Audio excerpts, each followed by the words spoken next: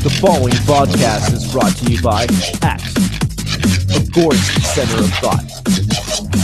Here only on the Voluntary Virtues Network. Every Saturday, 9 to 10 p.m. Eastern Standard Time. Join us on the dark side of radio. Agora, Anarchy, Action.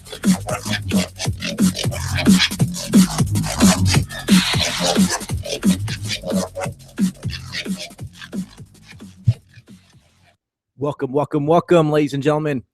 This is the Agora Underground. I'm Comrade Dick, your host for the show. Thank you for tuning in. As you well know, we are live every Saturday here on the Voluntary Virtues Network. Every Saturday, 8 to 9 p.m. Central Standard Time. It is the 7th, I believe, of February, 2015. Quite an eventful year, quite an eventful month, quite an eventful week so far, has it not been? Everything from the Silk Road trial coming down to a verdict to a little bit of holistic anarchy last week. Didn't we not get into everything from diet to some spirituality to Christendom as a whole and some of the false doctrines? It's kind of a sporadic show last week, and a lot of tidbits of information kind of spread out as little holes in the blue blanket spread across the sky, right, with little speckles of light coming through every now and then. I guess if anything I could say about that last show is anarchy is without a doubt a holistic approach to the next step in our evolution, right? I mean, if we're going to get past the command and control, the hegemonic direct control that is the subjective and arbitrary control that is the state and that is economic intervention, if we're going to get away from that, it's going to involve a lot more than just sound economics. It's going to involve people truly becoming happy with themselves and people as a whole society communicating in a more peaceful and voluntary manner with everybody in it, with each other. So that's really all I could say about last week. We broke down a whole bunch of other things, everything from diet to exercising, sunlight, water, having an open mind. But obviously, you know what we mean by that. We don't mean the mystical, the elusive, poetic style of all the gurus out there that always tell you to keep an open mind, never coming to any concrete truth, any objective truth. No. We mean by what we mean by open mind is being able to accept objective reality, objective analysis, empirical evidence when it comes forward. And you can analyze the evidence, all you want, yeah. But once it's proven to be empirically sound, you have to be open-minded enough to stay in line with truth, right? But let's not be too open-minded to where we never seem to be closing in on anything concrete. And other than that, we did get into a whole litany of Christian doctrines that I would love in a future episode to possibly break down and be able to analyze further with obviously verses and historical context and all this, as to all the debate within Christendom between different doctrines, which really do paint a whole different faith altogether, considering the differences in doctrines between orthodoxy and what the scriptures actually teach. But we'll save that debate for another episode, that's for sure. We'll have the Christian Agorist podcast and definitely take it from there, right? More evidence to come. But as you well know, we have been breaking down Murray Rothbard's his Magnus, Man, Economy, and State. And essentially, as y'all well know, It's a two-part series. It's a 1,500-page book, and it's actually two books in one. Man, Economy, and State is the first 1,000 pages, and Power and Market are about the second section, which is about 500 pages.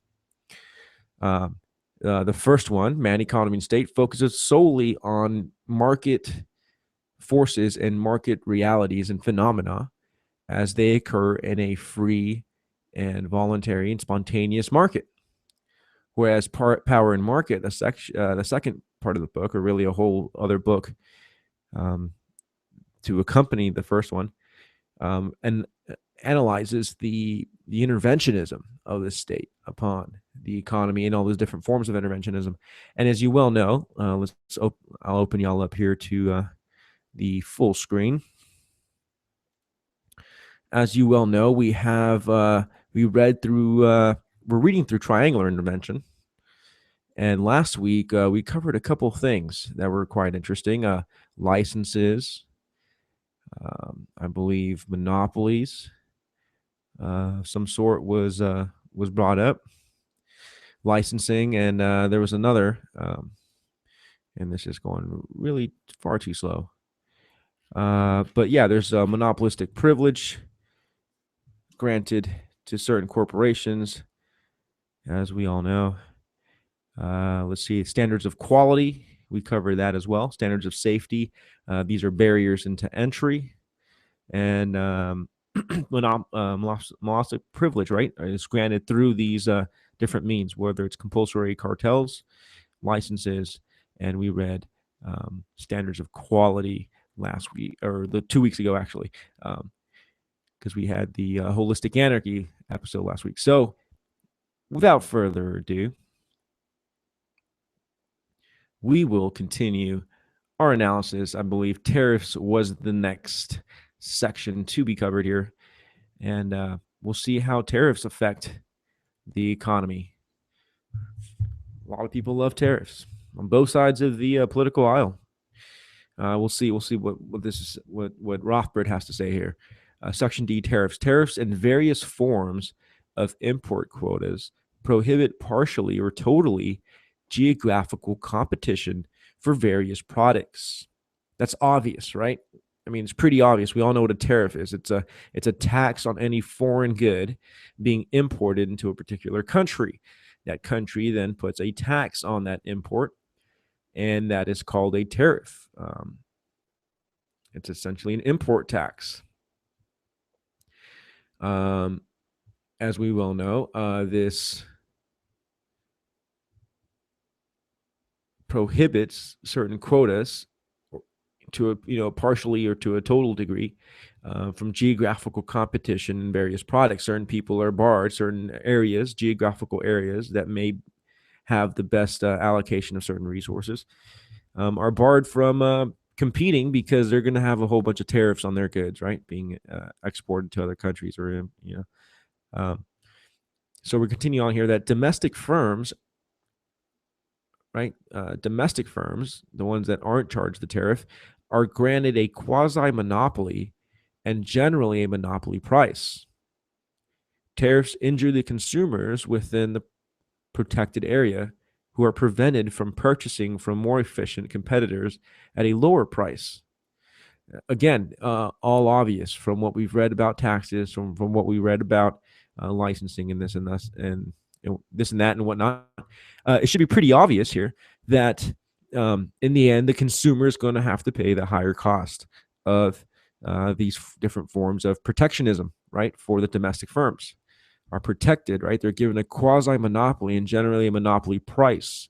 They get to set the price because the tariff being added to the import is gonna match the whatever price the domestic firms are putting it at.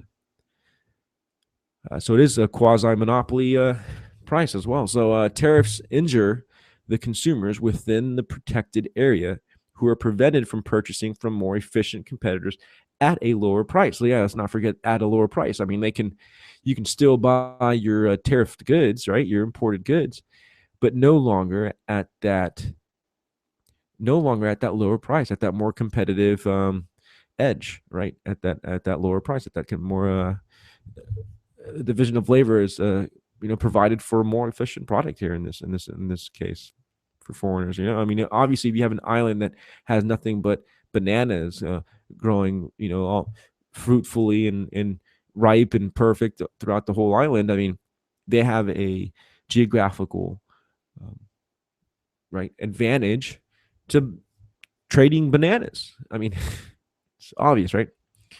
Okay, so they also injure the more efficient foreign firms and the consumers of all areas, who are deprived of the advantages of geographic specialization.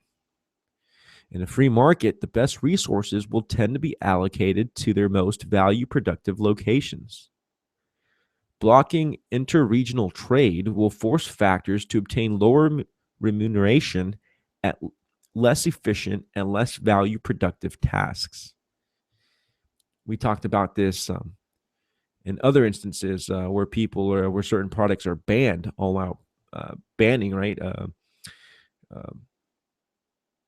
of certain products, the legalization, right, legalization, criminalization, right, of certain products, banning of certain products. Um, this is exactly what happens here, at least at the last factor here. People are forced to who would be making that product, at the most efficient price and efficient end product, are forced to then go into other less efficient and less productive investments, right? Because they're blocked from being able to invest. Well, same with tariffs. Certain regions, because everyone's putting tariffs on their goods, are blocked from interregional trade, and then they're forced to transfer over their production to something else that will eventually, obviously be less productive because it's their second choice. It's their second less capable, less applicable, right? Less fluid um, service or product that they can offer. So, um, of course, it injures the more efficient firms and the consumers of all areas. The more efficient firms, because they make these products at lower prices, or charge tariffs, and consumers are charged inevitably. They're the ones having to pay the tariff at the end, at the bottom of the chain, right, at the bottom of the line. They're the ones that have to pay it. So, who are deprived of the advantages of geographical specialization? Of course, yeah, tariffs. You're then deprived of that. So in the free market, we know that the free market, only the spontaneous organization of human beings and private ownership of the means of production, or the co-op ownership or communal, depending, so long as it's all voluntary and everyone going in, free association. We know that these are the best ways for resource allocation, and for the production allocation, and the supply and demand factors. These are the best ways to allocate productive factors. So, economists have devoted a great deal of attention to the theory of international trade, attention far beyond its analytic importance. This is where the Keynesians come in, right? Looking at everything macro versus looking at the micro. For on the free market, there would be no separate theory of international trade at all, and the free market is the locus of the fundamental analytic problems. Analysis of interventionary situations consists simply in comparing their effects to what have occurred on the free market. Nations may be important politically and culturally, but economically they appear only as a consequence of government intervention, either in the form of tariffs or other barriers. Wow. To geographic trade, or as some form of monetary intervention. So, great points to highlight here. As Austrians, I'm sure you guys well know, Austrian school focus on the individual, focuses on the micro. That's the whole source of the macro, right? The social economic order. So we can't make social decisions. We have to make individual decisions, and that affects the greater good versus the greater good affecting the individual, right? That's when you have tyranny. That's when you have socialism, but state-funded collectivism, right? Um, and it's no surprise that state-funded economists would be putting giving so much attention to international trade, given that they're paid for by statist academic institutions, and basically whole livelihood depends on them keeping the state apparatus functioning and fully at full speed, right? So the free market, there would be no separate theory of international trade.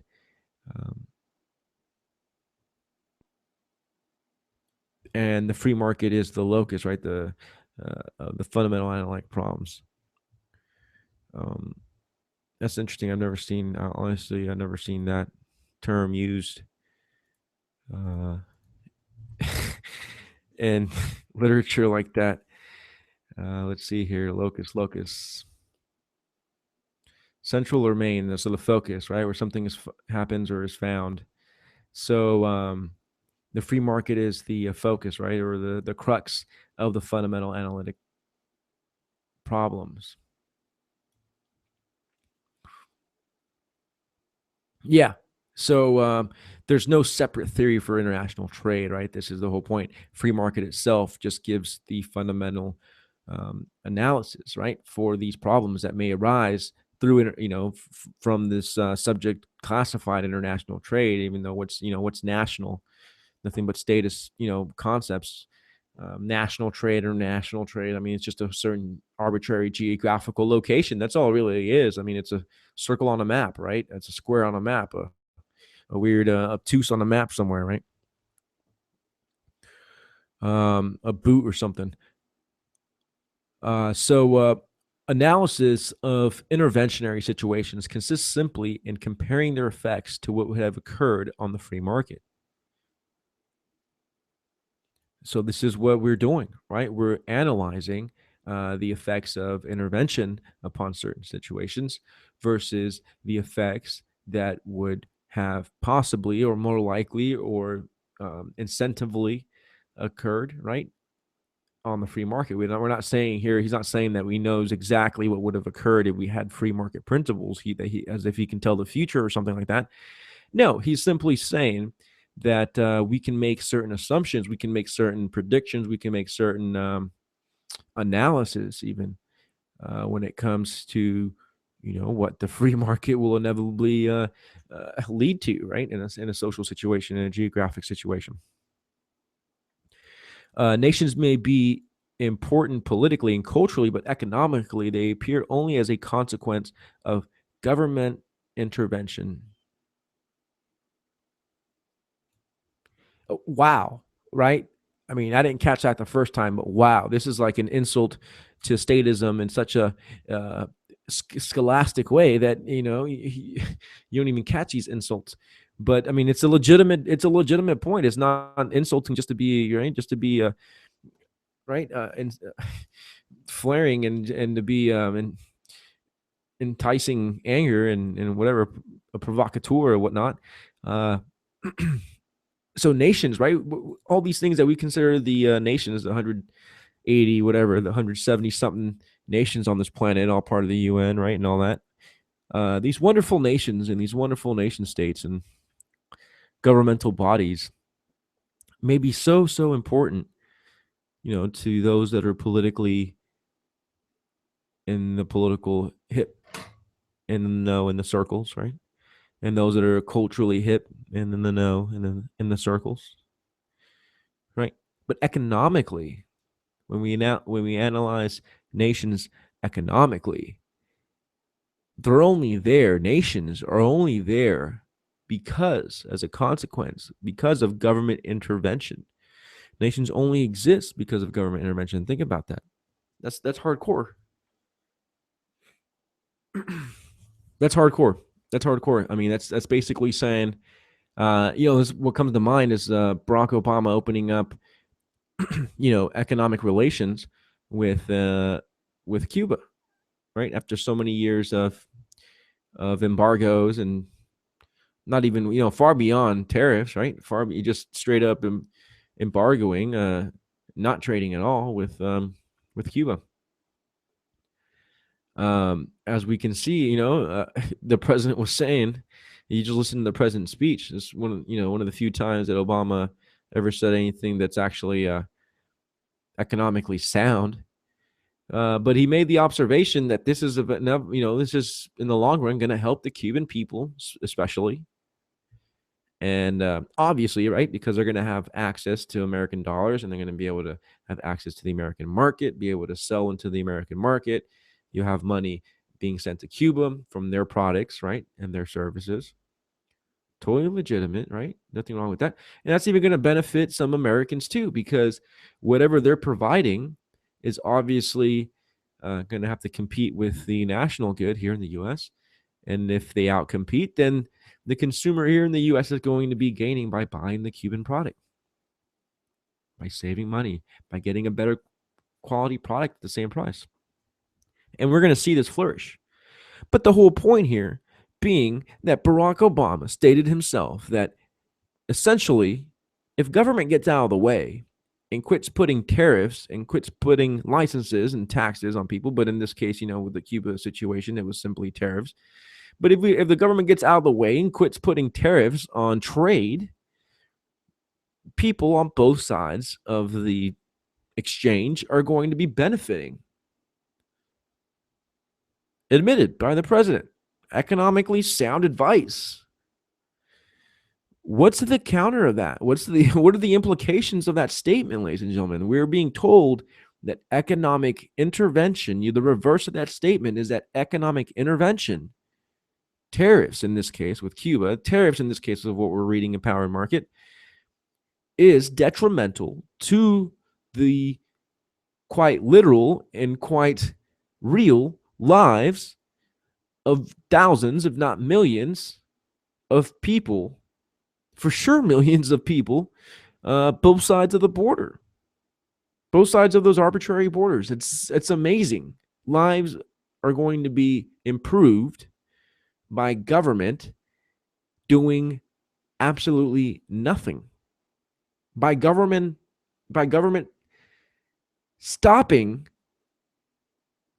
ceasing from doing what it has been doing. People prosper. That's pretty heavy. It's pretty heavy. I'm about to take a sip to that. I got some Fiji over here. Mouth's getting a little dry, man. I need some capitalist. I need some capitalist water over here.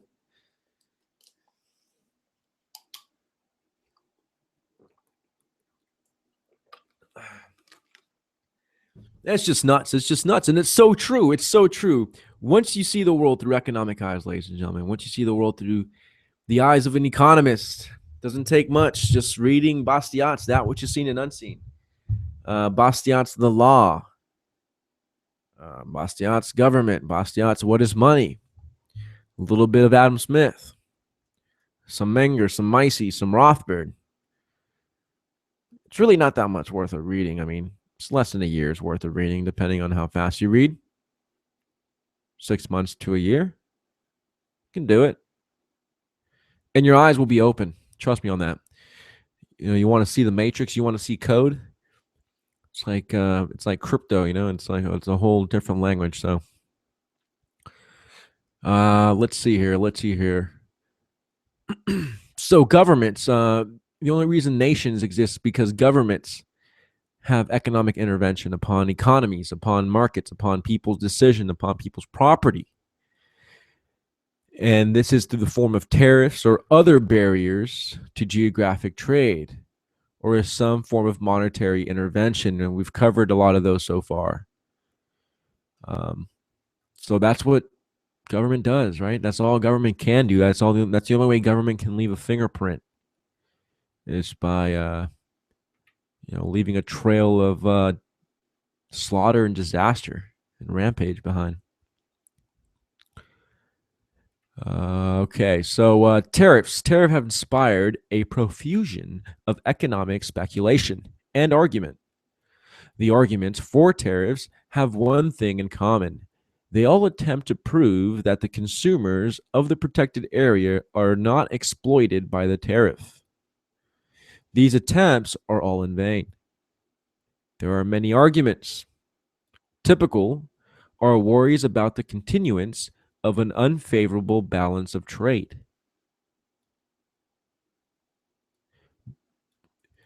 That's funny, right? It's not fair.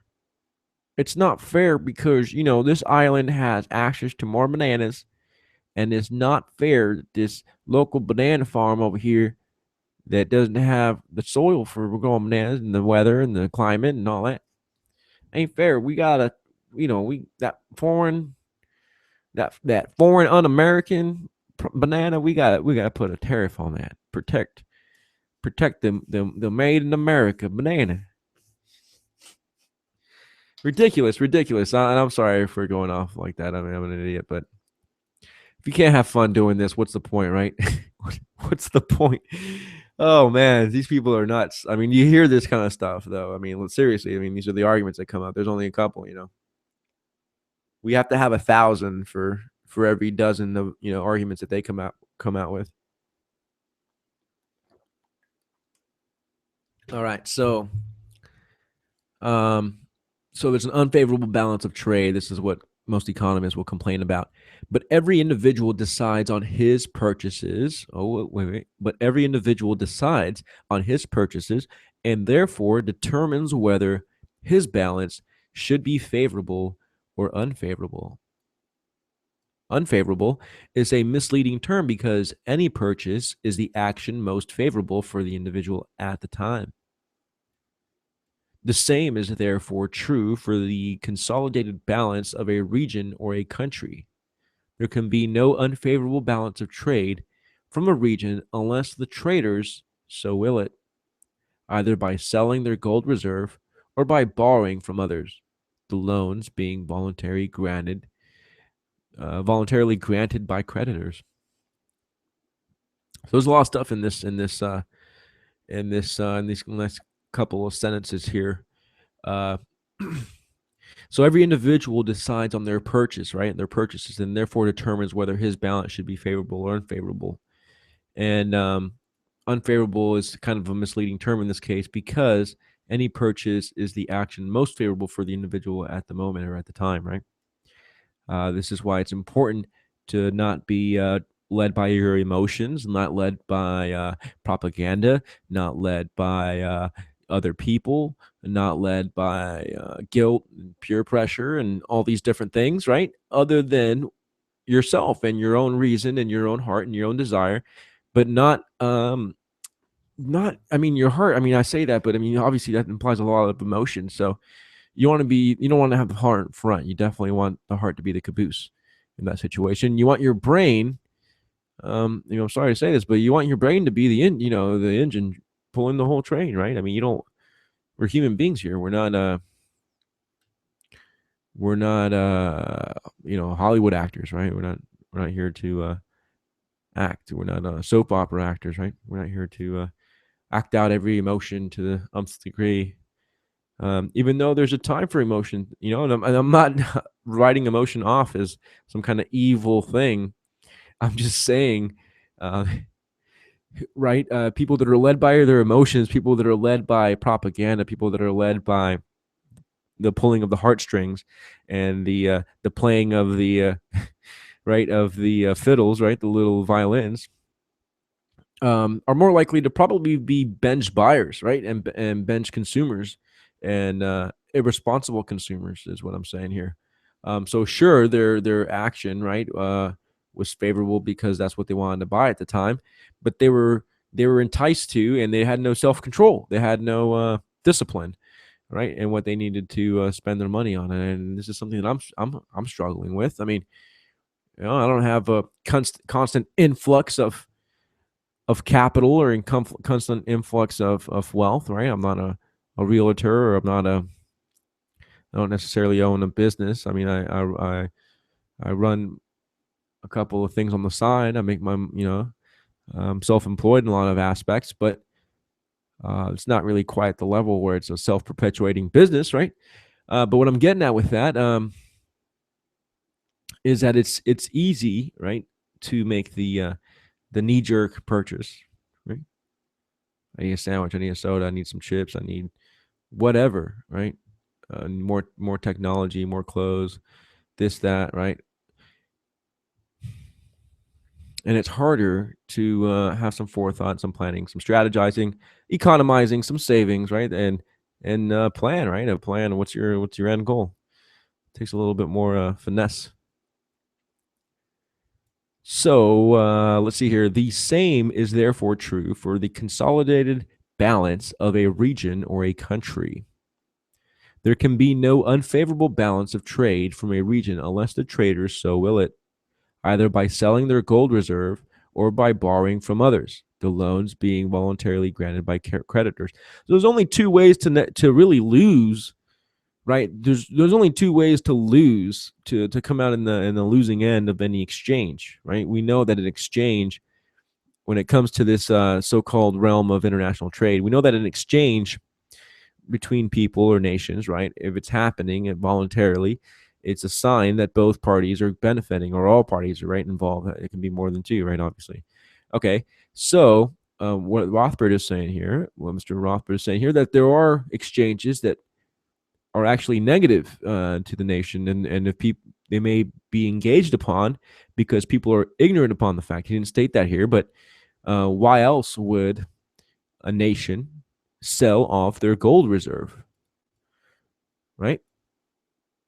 If it, if it was, if it's, if it isn't for bad economists, bad Keynesians, and bad Marxists or whatnot, up in government economic positions, economist positions of trust and knowledge and information. Yeah, of course, for policy making and politicians, of course, they're going to be in favor of getting rid of of gold reserves. I mean, they scoff at the idea of gold, right? It's a joke to them. The thousands of years of market activity coming to the spontaneous conclusion that precious metals are the best medium, and some would argue that now, precious algorithms, right? Precious bits are the new money, right? But regardless, I mean, the market for thousands of years, going back to precious metals, collectively decided, right? People everywhere, thousands, millions of people involved, decided, the market as a whole decided that precious metals, gold, silver, copper, titanium, all these different metals, were the best means of protecting your wealth, of saving your wealth, and of trading, right? And state economists, Keynesian economists, statist economists scoff at that idea. I mean, we'll be, I'm sure we'll be covering what government, what has government done to our money, by Murray Rothbard. But he points out there all the historical events that happened with the central bank of the U.S. and the our economic policies towards money, and what the economists were saying throughout the decades in the 20th century, and how they viewed gold, what they thought of gold, and what they predicted gold would do, and how they were wrong in every instance. It's no surprise today that economists, state-funded economists, are so volatile to precious metals, and it's no surprise that they're using ISIS, right, the Islamic State and the Caliphate, to demonize gold and silver, right? I mean, that's one of the constitutional protected, I don't know, Quranish, uh, whatever you call it, Sharia law, right? Form of money is gold and silver. So what a great guinea goat, scapegoat to kind of laugh it all off on, isn't it? And borrowing money, right, from other people. That's another way that someone can get into an unfavorable form of a truly unfavorable form of exchange. If you borrow a lot too much money, you're going to be in debt, right? I mean, this is something you don't want to do.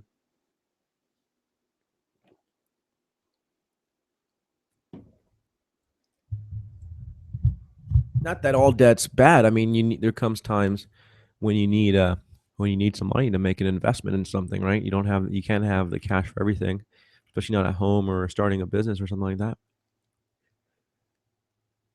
All right, so continuing on here, the absurdity of the pro-tariff arguments can be seen when we carry the idea of a tariff to its logical conclusion.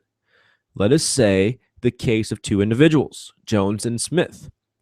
This is a valid use of the reduction ad absurdum because the same qualitative effects take place when a tariff is levied on a whole nation as when it is levied on one or two people. The difference is merely one of degree. Suppose that Jones has a farm. Jones, acres, and Smith worked for him. Having become steeped in pro-tariff ideas, Jones exhorts Smith to buy Jones acres. Keep the money in Jones acres and don't be exploited by the flood of products from the cheap labor of foreigners outside Jones acres. And similar maxims became the watchword of the two men.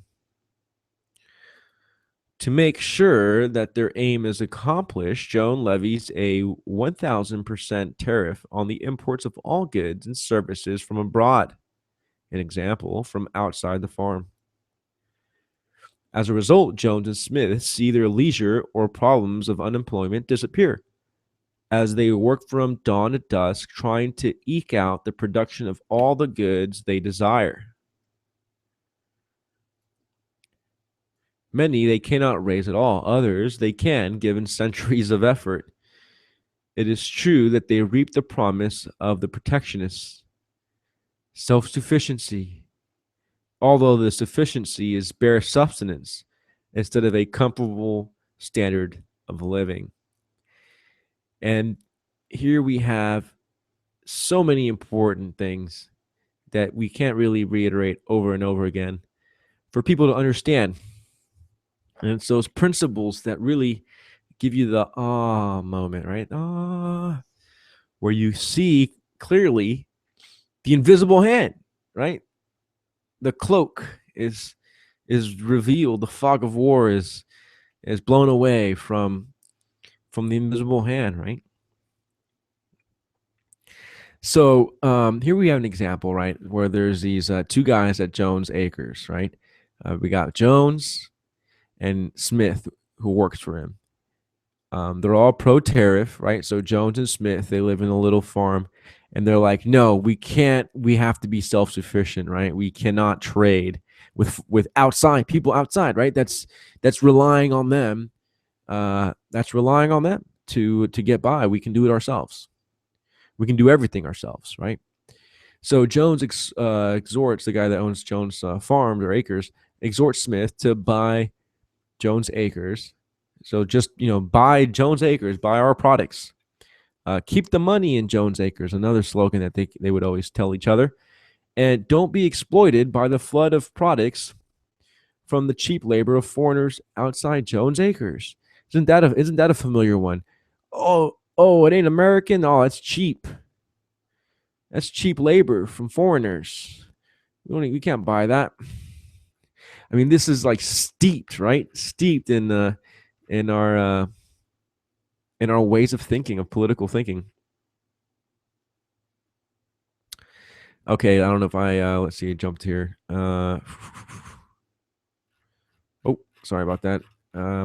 Okay, so yeah, the other slogan: don't be right, don't be tricked by the flood of foreign goods that are cheap labor from foreigners outside, right? Jones Acres.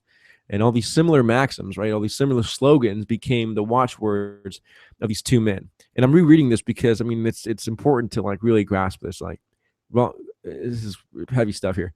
To make sure that their aim is accomplished, right? To make sure that no one buys outside of Jones Acres. These guys, we're assuming there's other people living there or whatever. It's, community or whatnot. Jones levies a 1,000% tariff on all import goods and services from abroad, from outside the farm, right? Well, Jones not only, significantly damaged the trade from people outside of Jones Acres and the people from inside Jones Acres and vice versa.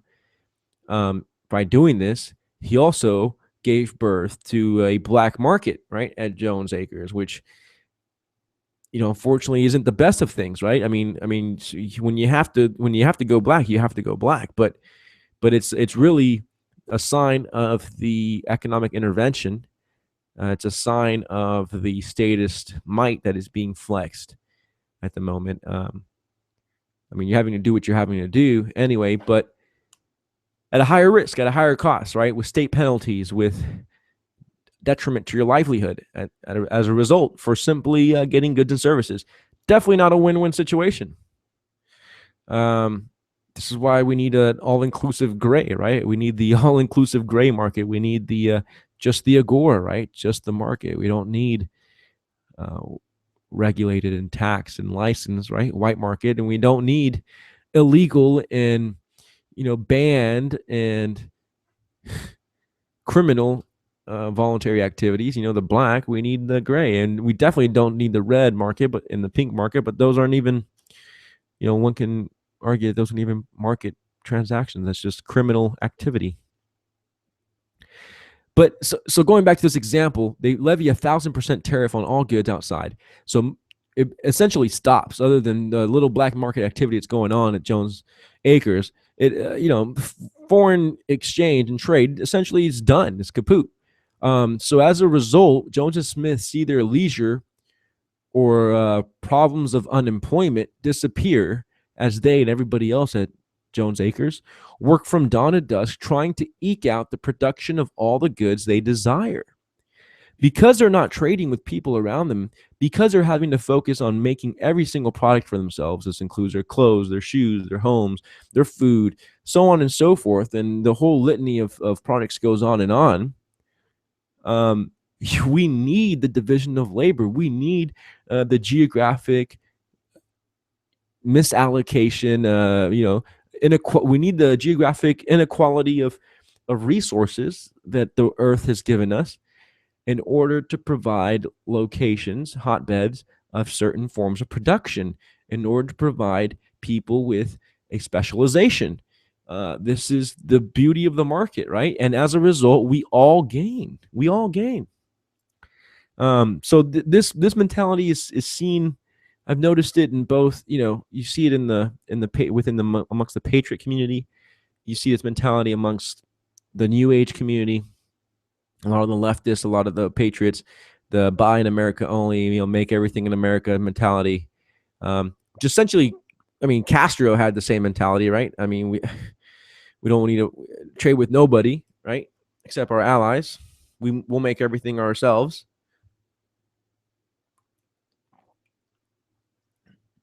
When you look at the some of the most rich nations in the world, they have a lot of imports. A lot of imports. So it's all about specialization. It's all about using the resources you have for the best means possible and the most amount of profit in return that you can get. That way, everyone benefits because you're obviously you're making the best microchips, or you're making the best diesel engines, or whatever the heck,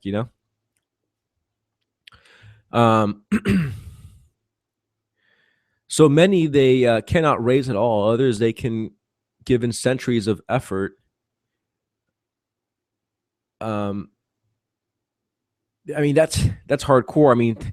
Think about that. I think it was Bastiat. I forget where he wrote it, but I'm pretty sure it was Bastiat. But and this is in his time. He's writing in like the mid 18th century. 1740 or whatnot. And he's writing this, and he's basically saying, he's pointing out that if we really took in consideration and as to all the materials and all the goods and services that we personally use, in our lifetime or in a given day or in a given set amount of time or whatever.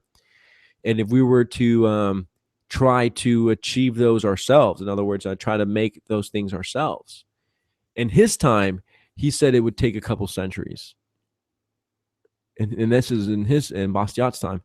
I mean, you can only even imagine our time. I mean, literally in our time, it would take millennia to reproduce for yourself everything that you use. I mean, is that too hard to believe? I mean, first of all, look at what you're wearing,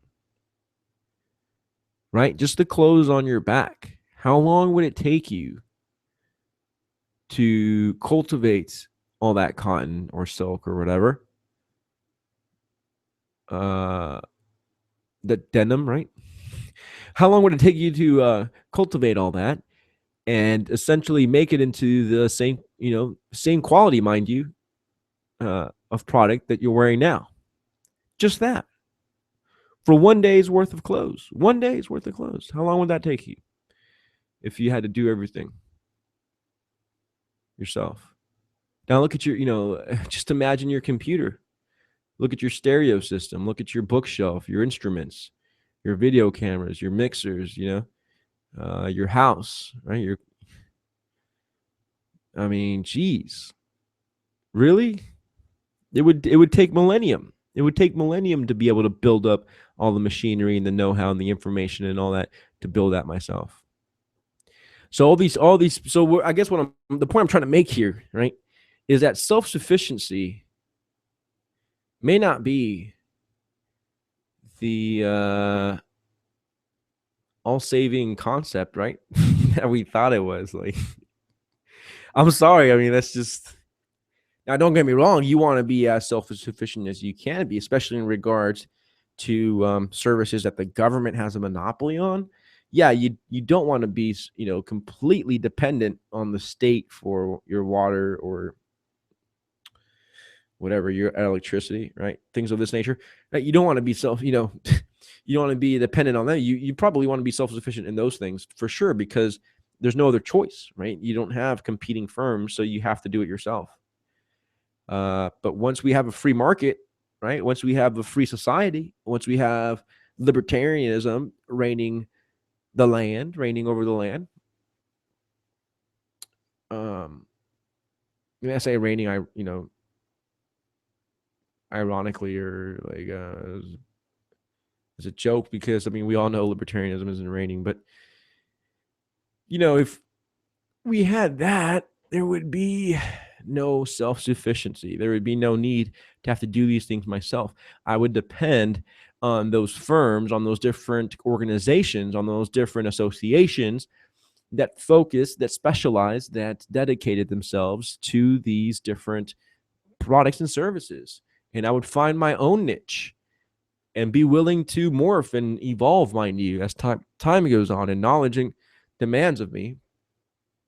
But everyone has to find their niche of where they would feel more comfortable, where they can contribute most to the market. If that, if we all did that, it would be a better world. Instead, we're all looking for the niche, right? Of where can I benefit, right? Where can I get the receiving end of these tariffs? Where can I want to find my niche for my subsidy, for my handout, right? I want to find my niche for my IP law, right? For my I mean, it's disgusting, right? It's disgusting to make my blood boil that people would be so sympathetic, so apathetic towards the state and this monstrosity of a system that we have before us, all out satanic, all out inhumane, and just completely illogical. I mean, they don't have to get into the mystical and the spiritual. I mean, it's just there's no logic and reason to this. So, yeah, given a couple centuries, yeah, maybe you could make everything that you use and own. Yeah, given a couple centuries. So it is true that they reap the promise of the protectionist and that self-sufficiency, although the sufficiency is bare substance instead of a comfortable standard of living. Isn't that the truth? Money is kept at home, and they can pay each other very high nominal wages and prices, But the men find that the real value of their wages in terms of goods plummets drastically. So everyone can be rich as heck, have all this money that was given to them. We have all this gold, we have all this, all these rubies, we got all this, all these Federal Reserve notes. But guess what? Since we have tariffs on all foreign goods, since we have embargoes on all foreign nations, we don't have enough time to make everything that we need. So we're barely getting by, even though we're all rich, right? Even though we're self-sufficient over here. So very good points. Very good points. I mean, and this can be further analyzed. It really takes a lot of reflection and analysis as far as like observing society and reality around you and coming to these conclusions. Economics is really a way of looking at the world that has been hidden from our view. Lenses that have been hidden away. For our glasses, certain lenses for our eyes, ways of viewing things, and it's just been hidden away because it reveals the allocation of resources, that everything, life itself, is the allocation of resources. And there's always been and always will be people that love living at the expense of other people's labor, right? They want to allocate resources for themselves at the expense of other people's time and energy. This is why economics is important. People think it's some boring, they made it into some boring statistical thing where you're getting averages of GDPs for different nations during different time periods and seeing how World War II affected the GDP and blah blah blah. That has nothing to do with economics. Absolutely garbage. Bunch of bullocks. So truly, we are now back in the situation of the isolated or barter economies of Crusoe and Friday. And that is effectively what the tariff principle amounts to. This principle is an attack on the market, and its logical goal is self-sufficiency of individual procedures. It is a goal that, if realized, would spell poverty for all and death for most of the present world population. It would be a regression from civilization to barbarism.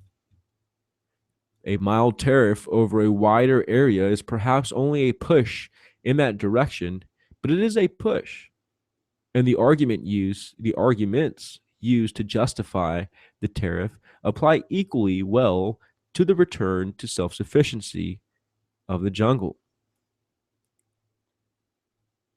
Got two side notes here. The tariff advocates will not wish to push the argument to this length since all parties clearly lose so drastically. With a milder tariff, on the other hand, the tariff protected oligopolists may gain more in the short run from exploiting the domestic consumers than they lose from being consumers themselves. Our two-man example is similar to the illustration used in the Keen Critique of Protection by Frederick Bastiat. See Bastiat, Economic Sophisms, so on and so forth. That Economic Sophisms is great. I mean, really concise, short stuff. Bastiat's awesome. I mean, so relative to today. I mean, people again brush it aside as being some antiquated form of analysis, social analysis. And granted, there needs to be more. I mean, I'm all about, I like getting into psychology as well, like getting into spirituality or the lack thereof, like getting into a whole other litany of things. But economics is a major factor in it. So can't just write it off, right? But yeah, quite literally, this principle, taken to its logical conclusion, would lead to all-out death, poverty, widespread famine, hunger, and perhaps the end of civilization and the to complete barbarism. I would agree with that, definitely. And you get rid of trade. What else is the means by which people are going to be able to deal with each other, other than by sheer force? We still have a lot to read, actually. I didn't realize we had covered so little in this hour. Um, we are coming on to the end of the show, and it has been a pleasure. It's been a pleasure. It's been an honor being able to go through here and really analyze Rothbard's power and market here. And you guys know that there's times when we're reading through this and I don't agree with what Rothbard says, and I'll call him out and I'll explain why I don't agree. Maybe understanding a misunderstanding on my part, but there's been already a couple times when little knickknacks here and there that I wouldn't necessarily agree with. I mean, it doesn't change the weight of the main crux of what his position is. I mean, I don't think it's gotten to that level of discrepancies, but nonetheless, right? I mean, there's points that I don't agree with this guy on. So making that clear here. This isn't when I read stuff. I mean, this isn't a cult worship personality. This isn't the words according to Prophet Rothbard.